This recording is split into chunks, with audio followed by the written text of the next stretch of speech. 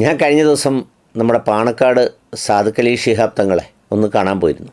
മുതിർന്ന മാധ്യമപ്രവർത്തകൻ അജിത് ശ്രീനിവാസൻ, പിന്നെ നമ്മുടെ എൻ്റെ പഴയ സഹപ്രവർത്തകൻ ബഷീറിക്ക, പിന്നെ സഹായിക്കാനായി ഷാഫി ചാലിയം ഒക്കെ ഉണ്ടായിരുന്നു.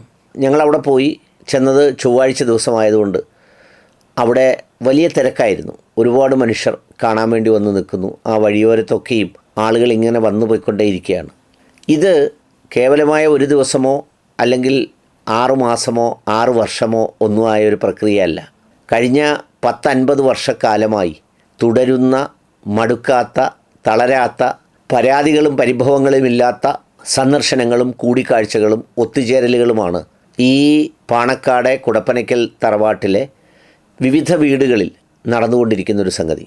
അപ്പം ഞാൻ വെറുതെ ഇങ്ങനെ ചിന്തിച്ചു, ഈ തങ്ങൾ എന്നുള്ള പേരിന് ശേഷമുള്ള ചേർക്കലുകൾ ഒത്തിരി പേർക്കുണ്ട്. എന്നാൽ ഈ പാണക്കാട് കുടപ്പനയ്ക്കൽ തറവാട്ടിലെ ആ വഴികളിൽ വരുന്ന തങ്ങൾമാരോട് ഇത്രയും സ്ഥായിയായ ഒരു ഭാവം അല്ലെങ്കിൽ ഒരു വികാരം ഉണ്ടാകുന്നത് എന്താണ് എന്നുള്ളതിനെക്കുറിച്ച് ആലോചിച്ചപ്പോൾ എൻ്റെ മനസ്സിലുള്ള ചില ചിന്തകൾ കടന്നുപോയി. ഒന്ന്, അവരുടെ വളരെ സൗമ്യമായ, വളരെ മനോഹരമായ പെരുമാറ്റമാണ്. സാധാരണ എന്തെങ്കിലും തരത്തിലുള്ള ഒരു നേതൃഭാവമോ അല്ലെങ്കിൽ മതപരമായ സംഗതിയിൽ ഒരു ആത്മീയമായ അല്പം ഉയർച്ചയോ ഒക്കെ ഉണ്ടെന്ന് തോന്നിയാൽ പിന്നെ അവരുടെ കൈവീശും നടത്തവും പിന്നെ അതിൻ്റെ ബാക്കിയുള്ള അൻസാരികളും ഏർപ്പാടുകളുമൊക്കെ ഭയങ്കര വിചിത്രമാണ്.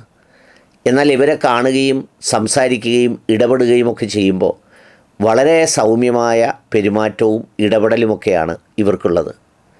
രണ്ടാമത്തെ ഇവരുടെ ഒരു പ്രത്യേകത, ഇവരൊരിക്കലും വിദ്വേഷത്തിൻ്റെയും വെറുപ്പിൻ്റെയും വിയോജിപ്പിൻ്റെയും തലങ്ങളിൽ വല്ലാതെ കീറിമുറിക്കാനും വെട്ടിമുറിക്കാനും ഒന്നും ഇറങ്ങി പുറപ്പെട്ട് പരിചയമുള്ളവരല്ല. അങ്ങനെ ചെയ്ത് ശീലവുമില്ല, അങ്ങനെ ആരും ചെയ്യാറുമില്ല. അതൊരു പ്രത്യേകതയാണ്.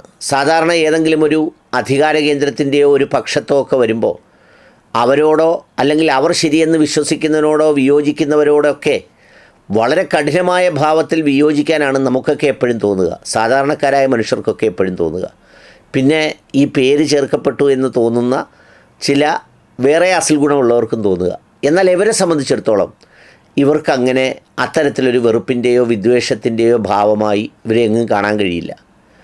മൂന്നാമത്തെ വലിയ വ്യത്യസ്തമായ ഇവരുടെ ഒരു പ്രത്യേകത, മറ്റിതര സഹോദര സമുദായത്തിൽപ്പെട്ടവരോടുള്ള സവിശേഷമായ ഒരു കരുതലാണ്. അത് പരമ്പരയായി ഇവർക്കുണ്ട് എന്നാണ് ഞാൻ മനസ്സിലാക്കുന്നത്.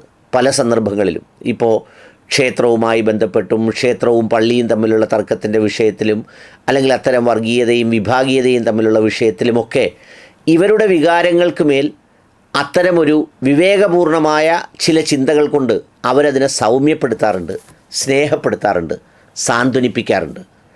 അത് അവരുടെ ഉള്ളിൽ തന്നെ അത്തരമൊരു സാന്ത്വനത്തിൻ്റെ ഭാവമുള്ളതുകൊണ്ടാണ് അവരങ്ങനെ സാന്ത്വനപ്പെടുത്താൻ അവർക്ക് കഴിയുന്നത്.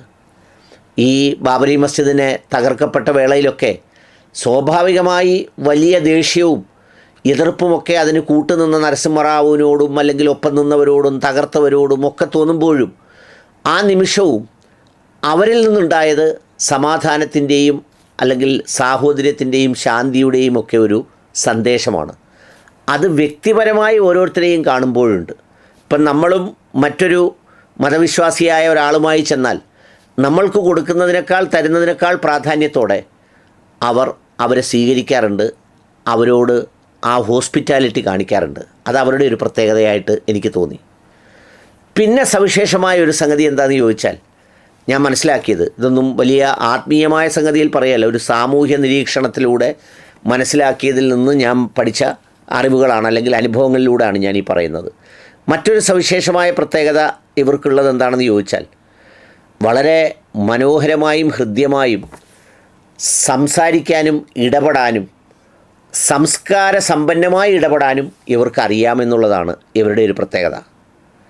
സാധാരണ ഇതുപോലെയുള്ള ഈ ആത്മീയാചാര്യന്മാരുടെ ഒരു ഗണമെടുത്ത് നോക്കുമ്പോൾ ഈ പലപ്പോഴും കാണുന്നത് ഈ ആളുകളോടുള്ള ഇടപെടൽ സമയത്തുള്ള ഓരോരോ ചേഷ്ടകൾ എന്ന് പറഞ്ഞാൽ ചെവിയിൽ കൈയിട്ടിളക്കിക്കൊണ്ട് സംസാരിക്കുന്നവർ, മൂക്കിൽ കൈയിട്ടിളക്കിക്കൊണ്ട് സംസാരിക്കുന്നവർ, അല്ലെങ്കിൽ ആ സന്ദർഭങ്ങളിലൊക്കെ പലതരത്തിൽ പെരുമാറുന്ന പലതരം ആളുകളെ കണ്ടിട്ടുണ്ട്.